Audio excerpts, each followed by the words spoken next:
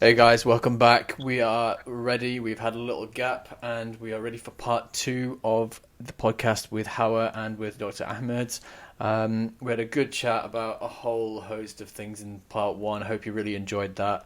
Me and Ahmed going down to Turkey some point for our hair transplants. Hawa's going to Salt Bay once it opens in Knightsbridge. Yes. And it doesn't Yeah. seem like anyone's going back to work, so that's all good and fun.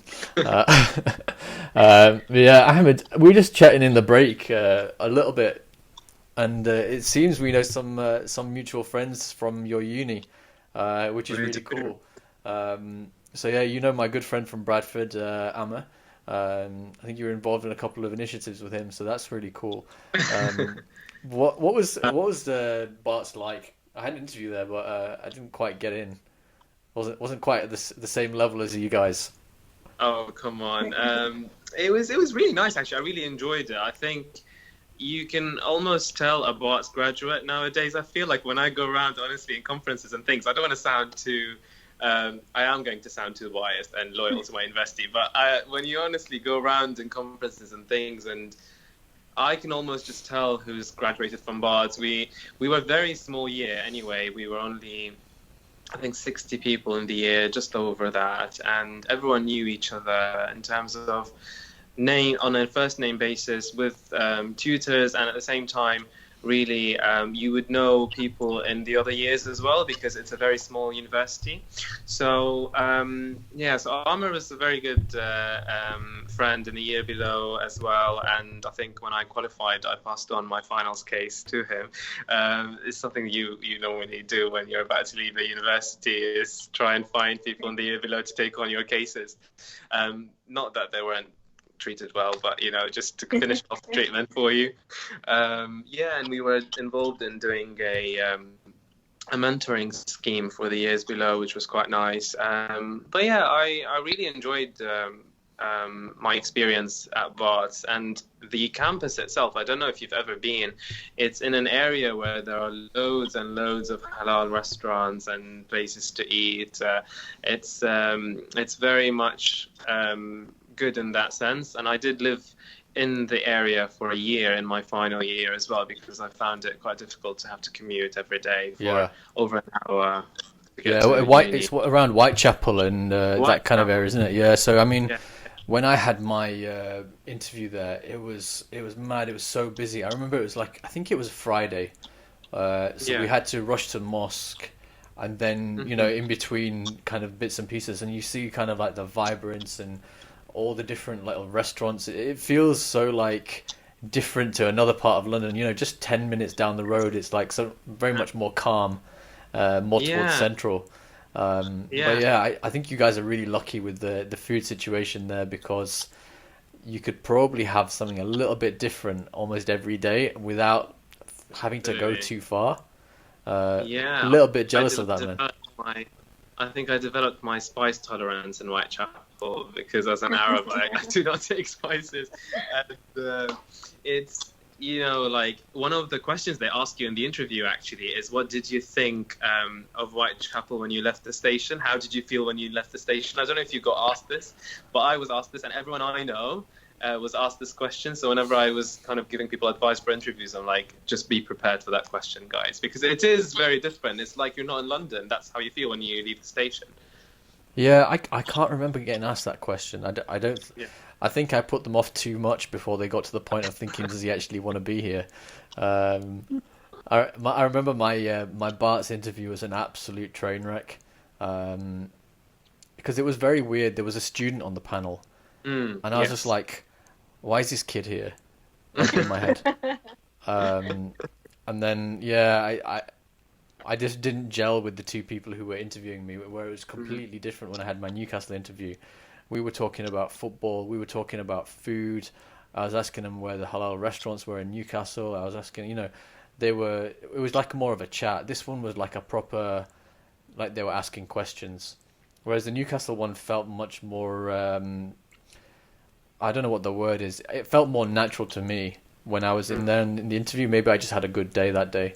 And they kind of gelled with me. The right people were interviewing me to my to my personality, because that makes a big difference. If you're a certain type of person and you come up against your absolute opposite with an interview, you're not going to get on because you're just going to be like clashing.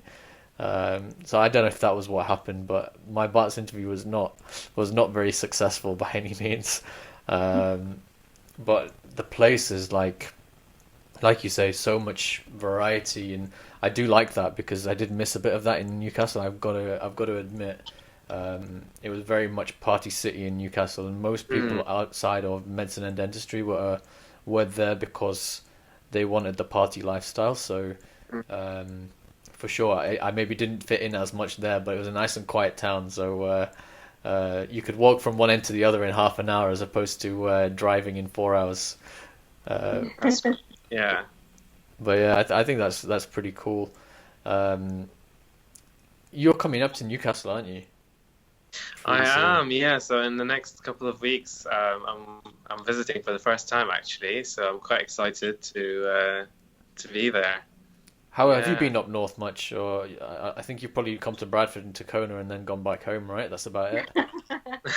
Yeah, I've actually got family up north in Manchester, so I have been here a little bit, kind of up north, more than most, I guess. But I would say my heart is definitely down south.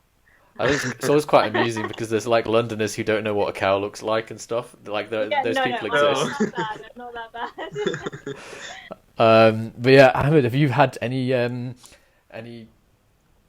recommendations for the food places? Because this is going to be quite interesting if you've not already. So we've got a list ready for you if you haven't. No, go for it. I'm all ears. Okay, so you've got your standard stuff. If you want to go for like a very safe option, you can go to Nando's, but I think you've probably Okay. been there before. I have, and lemon and herb is too spicy. Lemon and herb. Oh, it's too. Do you go plain?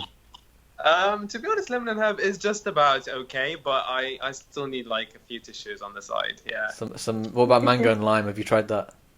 No, I haven't. Is that something is that an option at Nando's? That's an option at Nando's, isn't it? I haven't been in a very long time then. That Yeah, might be your that's- that might be your move. You're very similar to my actual Kurdish friend, who thinks Okay. Hawa's Kurdish. Actual Um, good. He doesn't take anything more than like a lemon and herb and either. Yeah. Maybe it's an Iraqi thing because he's from Iraq as well. It must be, yeah. I don't think we use much spice in our foods. We like it to be very sour though. So this is the kind of this is the kind of taste that we go for. So Yeah. spicy is a thing, maybe salty, sour, yeah. It's a bit different of a vibe. How do you feel Yeah. about Malaysian food? So this is where you need to be going. I don't mind. I've been to Malaysia and the food was okay there. I think I can do Malaysian food, yeah. So And yeah. that's going to be my number one recommendation if you're going to Okay. Newcastle, guys. I'm not even getting paid for this recommendation, so that's very Are you unfortunate. not? Are you but, sure? that was probably my favorite. So me and my friend, we used to go there good 3-4 times a week during the last 2 years of our university kind of career, which is why I got a little bit fat, to be honest, towards the end. We would go down quite early to the library. You'd work as hard as you can for as long as you can. Have a very small. My food during actual revision was a coffee, bananas, and maybe a packet of crisps, just to keep the energy up, but not have too much so you felt full. It's like you have that fear. And then afterwards we would go to this place and they would give you a big bowl of like chicken, and then it was on the bone or off the bone. You could just choose either one, but the sauce was incredible, really, really thick and heavy with coconut and lemongrass and stuff. So that's what I'm going to say. You need to head over there. It's called Chili Paddy. That's it. I'll write that down. Your Great. friend will know it 100%. Like Yeah. everyone in Newcastle is obsessed with this place. Absolutely obsessed with this place. So you need to check that out. I think that's probably my main recommendation for you. The other place I used to go is probably closed down now, I think, because we were the main customers. But there was a tea house on the corner which was really nice. But I think word on the street is it's gone. So we're a bit unlucky there. I'll let you know what my thoughts are when I go to that place then. Great. Take a picture and send it to you. Yeah. Howard, where did you go to uni? We've done like this is our third chat slash live slash podcast, and we still don't know much about you. I I studied in Cardiff. It was good. It was really good. It's a really nice place, I would say, to go when you move out for the first time as an 18-year-old, not knowing anything about anything. It feels really safe and like homey. And yeah, I loved it. The people are really friendly. The weather's really good. The beach is nearby. The food, oh my gosh, it's amazing. Like I would go back now just for the food. They have a whole street of just Arab, Lebanese food, and that's just me. Like I love all that kind of stuff. So yeah, it was really good. I really enjoyed it. Yeah, that sounds good. I think the food makes the town, right? If there's a place where there's no good food, Absolutely. then I'm leaving prety soon. Let's put it that way. I think not just the food, but like on the weekends, we used to literally drive to a new place every weekend, and it's so scenic in Wales. And because the weather's so good as well, it's always nice. I mean, it does rain a lot, kind of in winter and stuff. It's known for that. But in the summer, it's like really, really warm. And there's so many beaches and like scenic places, so it's really nice for that as well outside of kind of uni life. Yeah, I think that's fair. Me and my friends did not do much exploring outside of Newcastle. We went to the beach only twice. Really? It's only 25-minute drive away. We were pretty bad with that. We were very much, oh, let's just go walk into town, because we used to live really, really close to the town centre. I think me and my friend Crew, we almost picked the place we lived because it was a 3-minute walk from Nando's. And, there was a 3-minute walk from Nando's, 3-minute walk from Chicken Cottage, and Dixie Chicken wasn't far either. It was like 5 minutes. So if we were unable to cook due to laziness, which was a lot of the time, we would end up going there. But then also Newcastle City Centre, if you've been, it's a really nice place to go for like a little wander around. The shops are all covered, so even if it's raining, you can get inside. And there's quite a lot of like nice little places to go for like coffees and stuff like that. So we were kind of like city chillers as opposed to going out in the countryside and going for walks. Yeah, I mean Cardiff is like, you don't realise unless you go. The shopping is unreal. Like the shopping malls, there's 2-3 different shopping malls, and they've got all the new stuff with all the new designer shops, and then they've equally got all the old like vintage shops, and they're called the arcades, where they've got like all the little cute tea rooms and coffee places, and really like vintage old school type places. So it's got a real good mix of modern and kind of older as well. And I've honestly never been to a place that has that nice mix of both things. There's so much to do there, literally so much to do. I think Leeds is pretty similar from the sounds of it. I've not been to Cardiff though. I do had noticed that the further down south you go, the better the shopping tends to get in terms of the selection in each shop. Seems to get a bit better as you go down south. Well, I just recently learned that Trafford Centre went into administration, which is shocking. Did you guys know? Yeah, No, I didn't know that.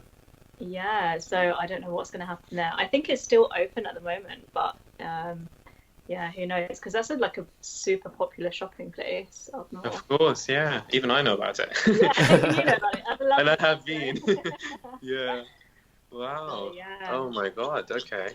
Yeah, times are definitely tough, so I don't know what's going to happen with that. I'm sure somebody will buy it out, because my dad was like, oh yeah, they're going to knock it down and make flats, and I was like, there's no way. I'll give them 50p. Will they take it, do you reckon? Yeah.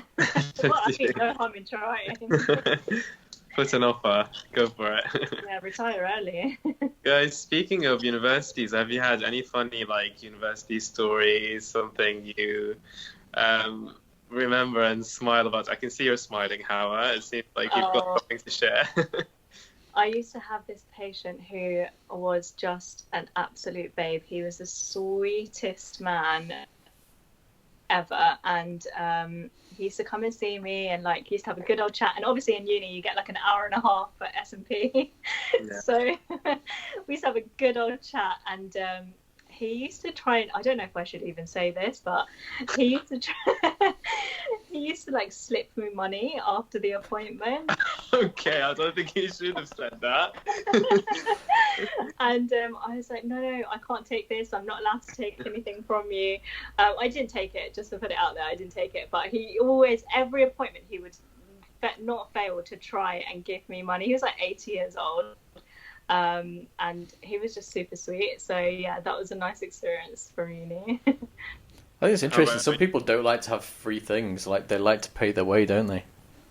Yeah, I think it might be like an older generation thing as well. Like, you know, even though you're doing it for free and you're getting treatment from a student, there's still, I think a lot of the time you feel like you've had better treatment almost because they're spending so much more time with you. And obviously, naturally, we're so cautious because we're training. So, yeah, I guess Honestly, we did spend so much time. I think I remember my first checkup I did it was booked for 3 hours, and I didn't even have time to go through OHI. I'm not joking. Like, the patient was about to leave, and then I looked at my clinical partner, and I thought, actually, we didn't go through OHI. I don't know what we were doing. I know. I always used to think, like, how am I going to do a 30-minute appointment when I've got a how is that going to happen? Because you have so much longer at uni, but I guess you figure it out. Yeah, it's crazy. I think the one thing that used to frustrate me was, like, you've done your checkup, or you've had a look in the map. I'm not going to say you've done your checkup, because what we were doing then was not a checkup. It was, we have a look and looked at some random things and wrote some random things down. And you've done your, like, you've looked at something random and you don't really know what it is. And then you have to wait 20 minutes, like, you follow the clinician around the clinic as he walks in to everyone else's. So that patient sat there for half an hour just, like, chilling. I think we should have given him, like, iPads or a book or something, because they must have been so bored. And then you'd get to the end of it and you'd be, like, rushing to finish because, you know, you've been standing in a queue for an hour and a half. Right. That's true, actually. That is where most of the time is spent. And then you're like 5 pages of notes that you're reeling off afterwards. Yeah. For your checkup minus OHI. Minus OHI. Any funny stories in uni for you, Jabir? Yeah, I'm just trying to think which ones are appropriate to tell. I think that's the main thing. You have to be so careful, don't you? This is the difficulty, right? Because I spoke to two of my friends, my cousin and my friend, and I was like, oh, we should do, you should come on the podcast. And they were like, yeah, it would be really, really good, but could we work again afterwards? Because it's that sort of, like, when you check to your closest friends and you just, like, throw caution to the wind with the things you're saying. Not that we're bad people or anything like that, but we can be pretty harsh on each other and other people, and say things that you maybe aren't comfortable saying in other situations. But that's the same anyway. I think that's the problem. If us three did it, have you put something in the microwave? There's no smoke alarm going off downstairs. What's going on? Ignore that, shall we? Oh dear. Technical difficulties. Smoke alarm difficulties. But yeah, I think that's always the difficulty with a dental podcast, isn't it? Because you can't talk about patient specifics because it's a patient and it's confidential. I'm still trying to think of which one I can tell you while I'm waffling on.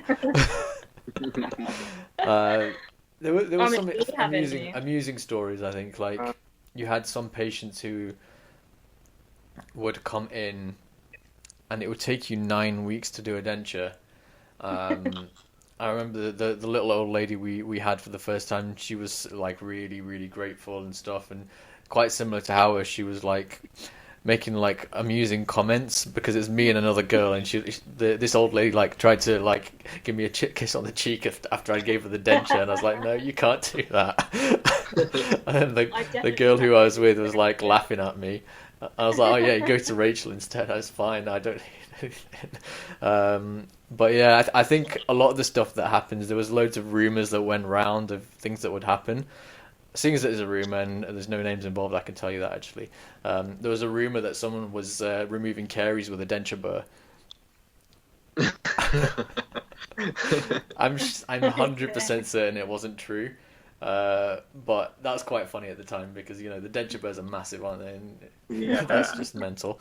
So there's a lot of that kind of thing that would go around, and people would be, um, kind of Chinese whispers, making it a little bit worse every time you tell it to the next person. So I think there's stuff like that that went around, which was like completely fabricated, but yeah. What about you, Ahmed? I think my stories that are quite funny would have to have something to do with like me speaking English. So it was literally, I can remember a couple already. I mean, I still struggle with a lot of things nowadays with regards to expressing myself. But at the time when I first came here, it was a lot harder. So I think I mean, this is something that any Bart student who went to my year would know. So we were in an OSCE exam, so it was our third year OSCE exam, and the station outside literally just said a couple of words. It was summon help, and at the time I just had no idea what the word summon meant. So I just, in my head, I was thinking, all right, it's got something to do with medical emergencies. I'm going to have to go in and, show off my Dr. ABC, basic life support, just go for it all. So I walked in ready to do my compressions, and then I look around and there's literally no dummy, nothing except like a phone in the corner of the station. And I just thought, what the hell? Like, there's just a phone. Like, what do I have to do? So it was only happening in, like, honestly, less than a second in my head, because you've only got a few minutes anyway. And I was just thinking, someone must be the name of this person that I have to speak to over the phone and go through basic life support with them over the phone. So I just literally, I went and grabbed the phone, and the OSCEs used to be done in a polyclinic, so everyone could actually hear you, and it's right next to you. So I picked up the phone. I was like, "Hello, Summon. I understand this is a very difficult situation, but I will go through it all with you." And I was looking at the examiner thinking, why isn't he actually ticking a mark for empathy here? I just said, I understand this is a difficult situation. And honestly, the guy had to stop me, bless him. And he goes, "Excuse me." I said, "Yes." He goes, "Who are you speaking to?" I said, "Summon." And he goes, "And who is Summon?" I said, "The receptionist." Because honestly, it was at the beginning of the sentence. It had a capital S. I thought, that's it. It's got to be the name of the receptionist.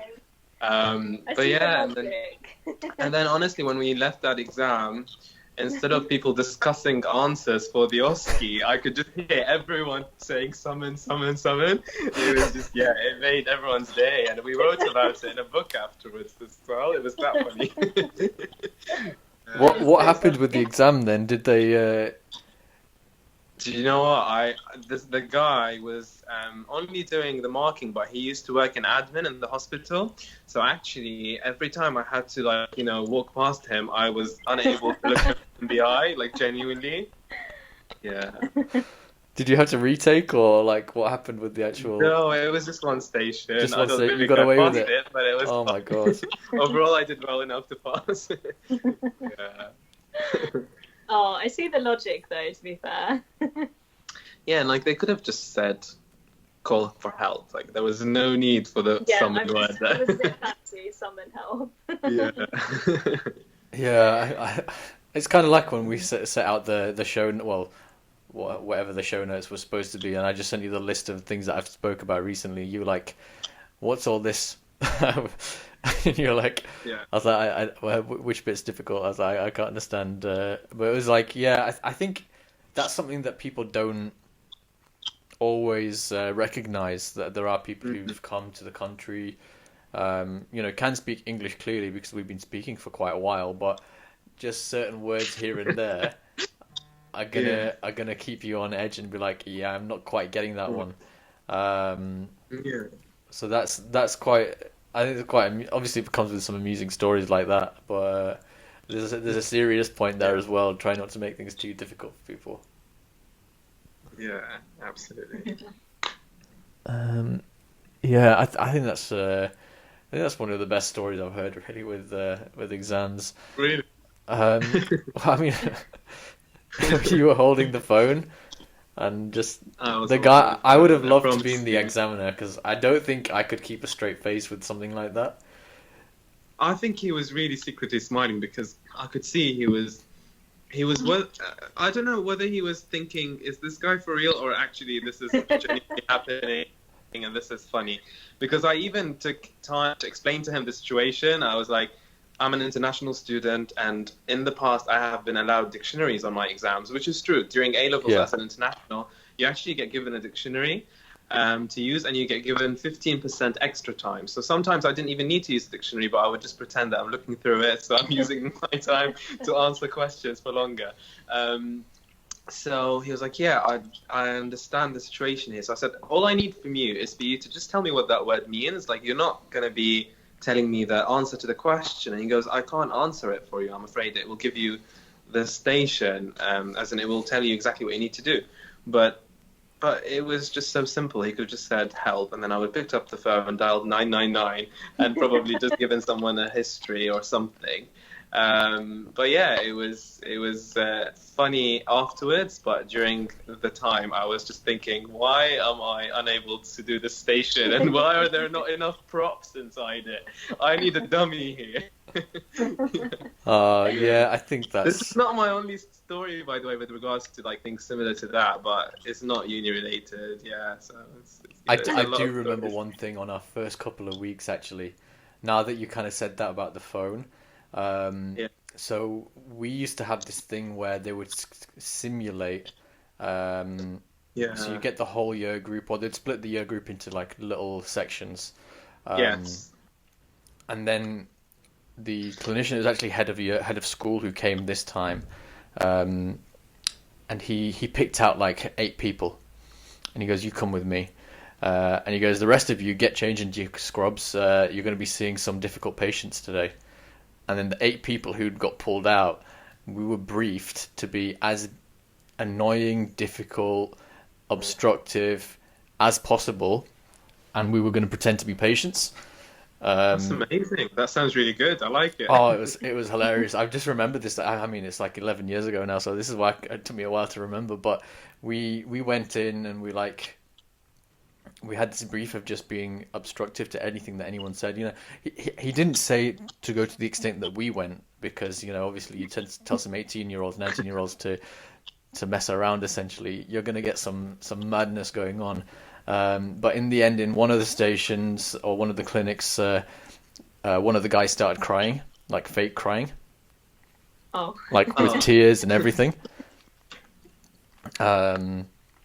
I ended up calling one of the other guys who was on one of the other chairs, and we just had a conversation while the person was trying to talk to us.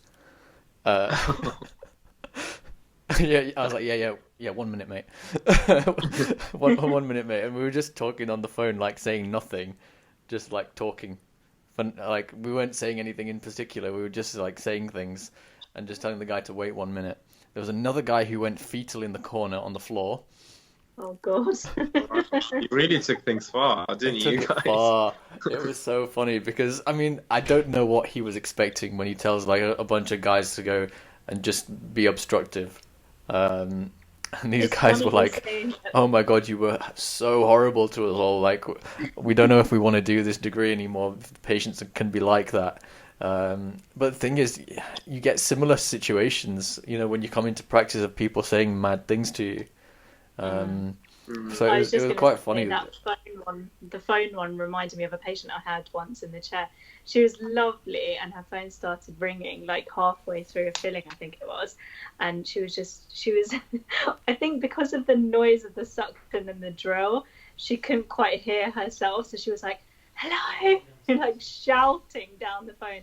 And you know, I don't know if you guys have ever experienced it, where if you start laughing and your nurse starts laughing, and then that's it, you're just uncontrollable and you can't stop laughing. And the patient was just shouting down the phone, like all sorts of stuff coming out of her mouth.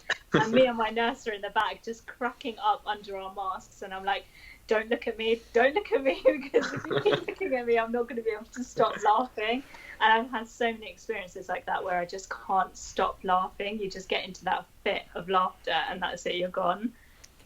Yeah, I've not had that in surgery, thankfully, because I don't know how I would be able to carry on. I did get slapped by the nurse during treatment once. I can tell you that. So I was, so we obviously didn't have enough nurses to go around the whole clinic, so they would pop in and see if you needed anything. So there's one nurse that I was like good friends with at the time, and I just keep on saying to her, "Yeah, can you get me a cup of tea?" every single time. And at one point, I think she just cracked and just went whump, like with the patient there.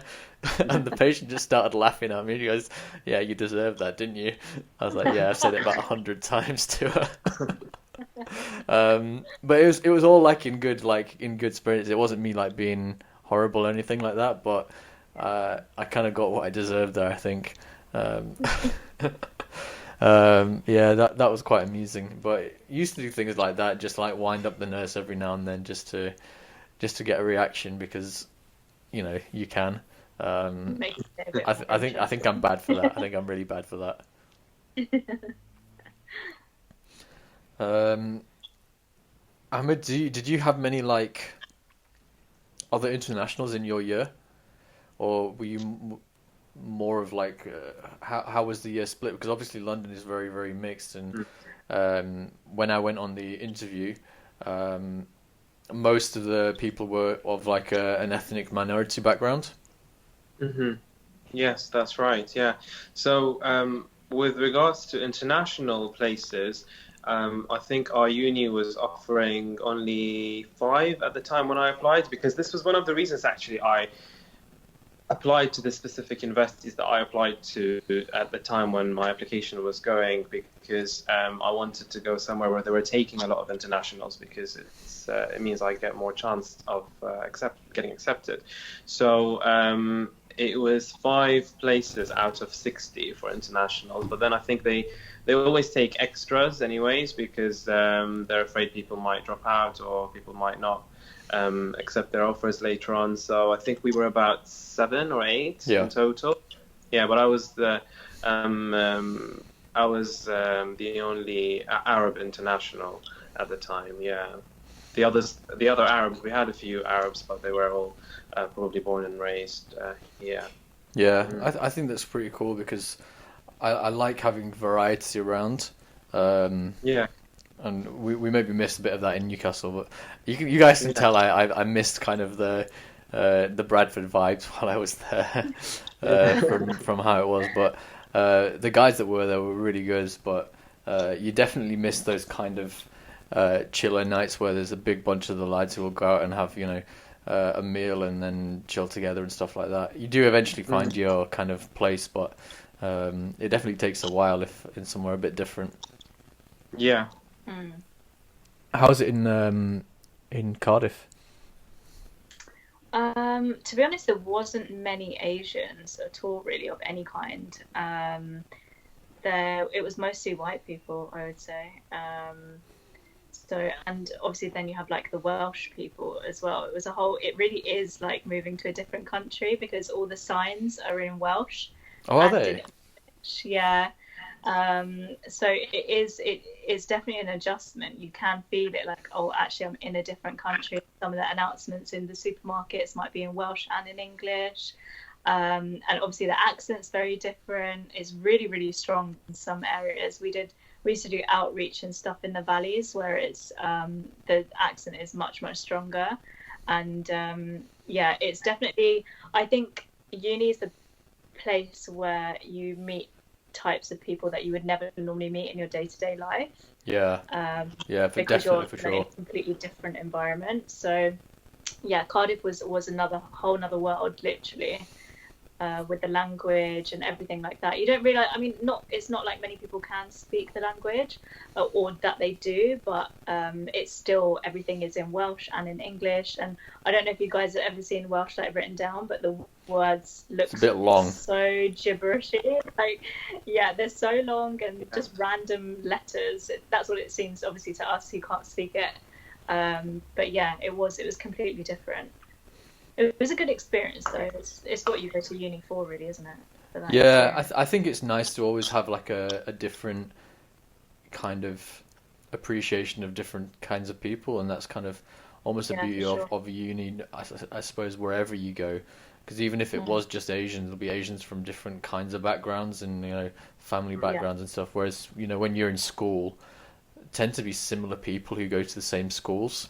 I don't know if you found that, like, a lot of the people that I was in school with were of a similar family background to mine, whereas when you go into uni, it was some people could be from like a really working class background, some people could be from a bit more of a well off, like, parents own businesses and companies and stuff like that, and all this kind of Mm. mixture of people. So I think I that's think pretty I cool. was I was still probably a little bit more isolated in that sense because it wasn't a campus uni. So all the dentists and medics were just at the hospital, which was in a completely different area to where all the like arts or history and all of those things were. Yeah, So we were still kind of segregated to a point where it was hard unless you like joined societies or got yourself out there. It was hard to meet people who weren't in a similar kind of healthcare field to you because we were all based at the hospital and we had our own like separate student accommodation to all the other, like you weren't mixed with people, you were only mixed really with dentists, medics, nurses, physios, all of that kind of thing, rather than Mm. anyone who was doing history or maths or law oh, or so it's anything really like different. that. Okay. So it was completely separate, yeah. So you had to make an effort to go out and like join societies or, meet different people to actually see all the rest of the uni people. So yeah. Yeah, I think I would have struggled then to meet people because I'm pretty lazy. I Yeah. think once I get into like a nice comfortable routine, I'm happy to stick with it. Um, To be honest, for me, like I didn't even really know about societies or understand what it was all about. Or I think I left it really late before I thought maybe I should join somewhere and do something. Um, I guess it's kind of unless I'm the oldest out of my siblings, so I was the first one to go to uni out of yeah. my immediate family. So I had no prior experience to how it would be or what you should do or how to make friends or anything like that. So. Yeah, I think I'm the same because I'm the oldest, and yeah, one of my cousins went to uni before me because he's a bit older than us, but we didn't really ask him what I should be doing and stuff. Yeah. I think we just like went through it, muddled through. I think everyone kind of muddles through in the end, don't they? Um, Mm. as long as you get out with I the think actual I degree you learned went for, I more. think that's the main thing. Mm. Yeah, I mean, I think I learned more about life than dentistry when I was at uni, honestly. Just, like living with people and the types of people that you meet and just doing everything yourself, like washing your clothes and making food and, paying your bills, how to read a meter for water and stuff like that, things that you just don't do until you move out. Yeah, I think some of those Uh, things I still don't know how to do. So I was gonna say yeah. that, but I just kept myself quiet. That's because you guys just eat out, that's why. no, I did the cooking thing. Like I there was a point, not consistently, but I did the cooking thing. There was a point where I was cooking for like the guys, um, and then that kind of dropped off because it's a lot of Mhm. effort. The main issue for me was doing the washing up. I just hated doing it. So you just let it pile up and let it pile up until there was nothing left, and you had to do it. You had to do it. So like, Mm. I think my advice to someone who's going to uni, if you're lazy like me, have one plate and one, maybe have one of each thing because then you can't let it pile up because you have to wash it. That was the I big, definitely need people using disposable things to avoid washing up. was there? We weren't quite Yeah. that bad. Um, or just go out all the time. But then if you're having to save money, which once your loan, if you're taking a loan starts to run out, or your budget starts to get to the tight end of it, then you have to eat at home, don't you? Um, Yeah. yeah, I think that's part of the thing. You don't get taught these things. You kind of just have to figure it Mm. out for yourself. Especially tax. I still don't Yeah. understand tax. I don't my accountant deal with these things. Ahmed, I think we're getting towards the end, but I was going to ask you before we wrap things up, uh, Sure. where you see your career going. Obviously, we've heard what Howard's thoughts are in the last couple of lives, but you're the new face and new voice on here. So, what's in store for you, and where can we find you? Well, you can find me on Instagram anytime you want, and you can find me in London. So I'm currently working in two different practices as a general dentist. I mean, in terms of what interests me, I do like oral surgery, so I enjoy taking teeth out, weirdly enough, and this is something I would like to maybe spend more time doing in the future. So perhaps have a day in the week where I can get these cases done or referred in. I will be maybe revisiting my career thoughts in the next few months or the next couple of years when things go back to normal. I have always thought maybe I would do a part-time postgraduate education, like some sort of degree, studying later alongside working, but I don't know. I put that on hold for now because I don't know when things are going to be normal again, and it's hard to also know exactly what you want to do when you haven't done much of it, because it's my first year as an associate, like I said. Yes, and the reason why I said oral surgery is something I enjoy is because I've spent 2 years doing it in hospitals. It's probably because I'm good at it more than anything else. But I'd like to become better at many things, really. And ultimately, I enjoy doing everything. So that's also something that is quite good. Yeah, it's hard to. I think some people do find it hard to pin down exactly what you like. Yeah. I don't have that trouble, thankfully, but that's probably because I maybe just picked something that I seem to have enjoyment for, and just gone, yeah, I'll do that and that only. So yeah. But I know that guys out there who muddle around, and then eventually you find something you like. So I think that's fair enough, really, isn't it? Yeah. So we can find you on Instagram, not on TikTok, but soon, because we will definitely be pushing you into maybe that. soon. Who knows? I'll think about it tonight. Yeah, and Hawa, you're obviously on Instagram quite a lot, as much as I am, it looks like. So that's Smiles by Hawa. So thank you guys for both kind of joining me again. I hope this has been a bit more interesting to everyone watching and listening, whether on YouTube or on the podcast. Something a bit different to the Instagram lives, which I think have maybe run their course now. I think it's nice to get a third voice into the room sometimes, so we have a few more points of view. For sure, yeah. Thanks for having us. Thank you. It's been really good. I really enjoyed this. Yeah, it's nice. Yeah. It's like having coffee with some friends. So that's kind of the vibe we're going for. If everyone's been listening, hope you can do that in reality at some point. Yeah, I think that's for sure. There's going to be a big bunch of us who've been on this live podcasting sort of thing that just need to chill out somewhere and meet up for sure. But yeah, thank you guys for coming on. If you've been listening or watching YouTube or on Spotify, Apple Podcasts, etc., subscribe if you're on YouTube, thumbs up and comment. That's the first time I've said that, actually. I've not done the whole like, comment, subscribe before. Like and subscribe, guys. That's it. And then if you're an Apple Podcast, please give me a review, which is a good review, hopefully. And if you've got any comments as to how I can improve things, or how we can have some more interesting guests, who they might be, some ideas around those, get into contact on Instagram, and I'll see what I can do for you guys there. And last thing, if you want to support the podcast, like the brilliant guys over at Patreon group, we've got a Discord where there's a whole vibrant chat going on, just trying to build upon the whole community thing. Then have a little look at that. Currently, the cost is around the price of a Starbucks a month for the entry level, and a little bit more is about the price of a Nando's a month if you want to kind of back what I'm doing here. But that's my sales pitch over for today.